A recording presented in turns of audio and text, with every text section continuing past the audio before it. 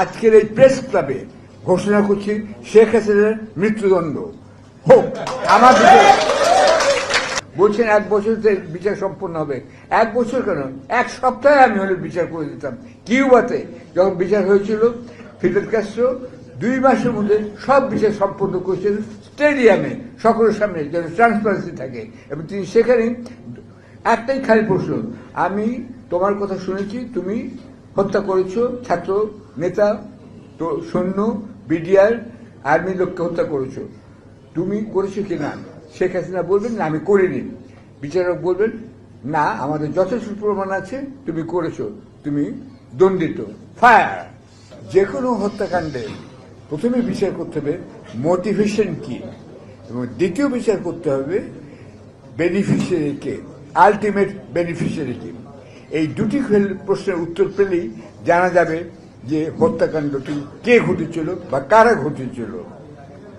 তাই আজ আমি আপনাদেরকে সবার সামনে অভিযুক্ত করছি শেখ হাসিনাই 15ই আগস্টের হত্যাকাণ্ড ঘটিয়েছিলেন, কেননা তিনিই সবচেয়ে বড় বেনিফিশিয়ারি। বাংলাদেশের সবচেয়ে বেশি রানিত্ব বা কাঁসার রানিত্ব পিনাকি ভট্টাচার্য তিনি করে গেছেন। তাহলে বেনিফিশিয়ারি কে? তিনিই বেনিফিশিয়ারি, তারই মোটিভেশন ছিল সেটা। 15ই আগস্ট নয়, তারপরেও তিনি আরেকটি ঘটনাকাণ্ড ঘটিয়েছেন, এই যে যাকে বিডিআর বিদ্রোহ বলে অভিহিত করা হয়েছিল, এখন যাকে আমরা হত্যাকাণ্ড বলতে পারছি, তারও বেনিফিশিয়ারি তিনি। তারপরেও তিনি 17 বছর রাজত্ব করেছেন বা রানিত্ব করেছেন এখানে। এখন আমার নামে হত্যাকাণ্ড যে দেওয়া হয়েছে, আমি 8,028 মাইল দূরে ওয়াশিংটনে বসবাসকারী জনৈক কুকুর প্রেমিক ছেলে, তার নাম সজীব জয়, তাকে হত্যা করার চেষ্টা করেছিলাম। এই হচ্ছে শুধু আমার হত্যাকাণ্ডের যে বিচার কোথায় হয়েছিল, আমার উকিলকে বলে দেওয়া ছিল আপনি আদালতে আসবেন না, সাংবাদিকদের বলে দেওয়া হয়েছিল আপনারা যাবেন না। আমার হত্যাকাণ্ডের যে বিচার শেখ হাসিনা করেছিলেন তার ঘোষণা করা হয়েছিল আদালত প্রাঙ্গণে। আমি আদালত প্রাঙ্গণে নয়, আজকের এই প্রেস ক্লাবে ঘোষণা করছি শেখ হাসিনার মৃত্যুদণ্ড হোক। আমার আমি মৃত্যুদণ্ড চাই না, কিন্তু মৃত্যুদণ্ড তাকে আত্মিকভাবে দিতে হবে।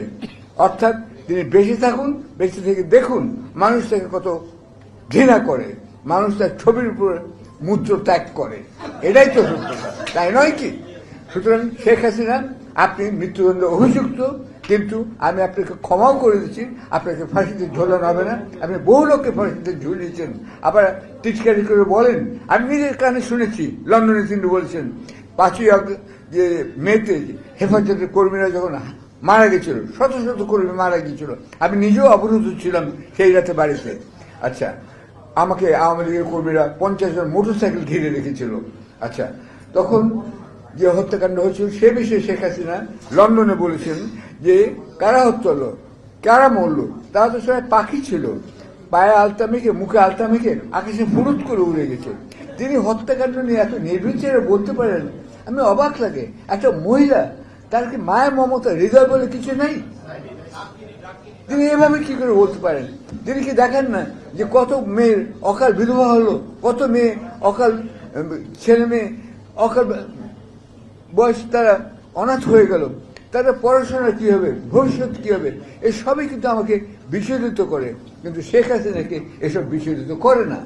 তিনি আসলেই কিন্তু আমার মনে হয় মজ্জাগতভাবে তিনি খুনি, আর সেই জন্যই তার নামে লেখা এখন ঢাকার পোস্টারে যেখানে যান দেয়ালে দেখবেন খুনি হাসিনা। এটা কি আমি দিয়েছি?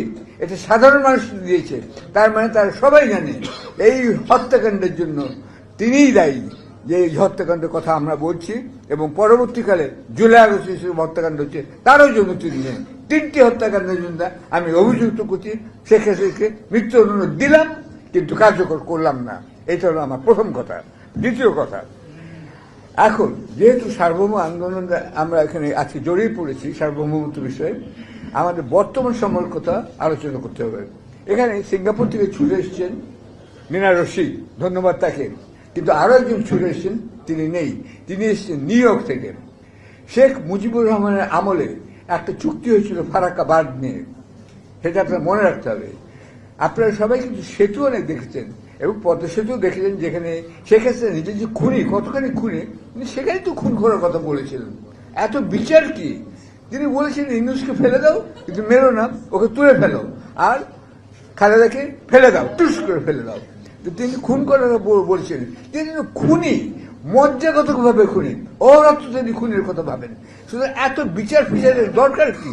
এখানে রায় দিয়ে দিলে পারেন। আমি বলতে চাই যে যিনি আইনমন্ত্রী আছেন, নাম কি ওনার, যারা আইনমন্ত্রীকে বলতে চাই এত বিচার করবেন না, কেন তিনি শেখ হাসিনা কি করতে পারেন আমার খুব ভালোই ধারণা আছেন। পকেটে তিনি গ্লিসারিন অথবা লেবুর পানি মিশিয়ে আনবেন, কানবেন, কান্নাকাটি করবেন, এবং বাংলাদেশের লোক কান্নাকাটিতে হৃদয় গলে যায়। তার অভিনয়, তিনি সুচারু অভিনেত্রীও বটে। আচ্ছা, সুতরাং তিনি করবেন এবং সারা দেশবাসীকে তিনি যে কি ওলটপালট করে দেবেন আমার খুব ভয় হয় যে তাকে এখানে আনা মানে আর একটা প্রহসন, আর একটা তামাশা। আমরা জানি সে খুন করেছে, খুনের রায় দিয়ে দিন এখনই, এটা কোন দরকার নেই এত দীর্ঘায়িত করার। বলছেন 1 বছরতে বিচার সম্পন্ন হবে। 1 বছর কেন, 1 সপ্তাহে আমি হলে বিচার করে দিতাম। কিউবাতে যখন বিচার হয়েছিল, ফিদেল কাস্ট্রো 2 মাসের মধ্যে সব বিচার সম্পন্ন করেছেন স্টেডিয়ামে, সকলের সামনে, যেন ট্রান্সপারেন্সি থাকে। এবং তিনি সেখানে একটাই খালি প্রশ্ন, আমি তোমার কথা শুনেছি, তুমি হত্যা করেছো ছাত্র নেতা, তো সৈন্য, বিডিআর, আর্মির লোককে হত্যা করেছো, তুমি করেছো কি না? শেখ হাসিনা বলবেন না আমি করিনি, বিচারক বলবেন না আমাদের যথেষ্ট প্রমাণ আছে তুমি করেছো, তুমি দণ্ডিত, ফায়ার। এটাই হবে, এটাই হওয়া উচিত। কিউবাতে এইভাবে ফিদেল কাস্ট্রো কিন্তু তার শাসন প্রবর্তন করেছিলেন, 2 মাসের মধ্যে সব বিচার শেষ। তারপরে দেশবাসীকে বলছেন, অনেকে ছাড়া পেয়ে গেল, কিন্তু আমরা সবাই এখন ঐক্যবদ্ধ হয়ে কাজ করি, যে আহ্বান তিনি জানিয়েছেন।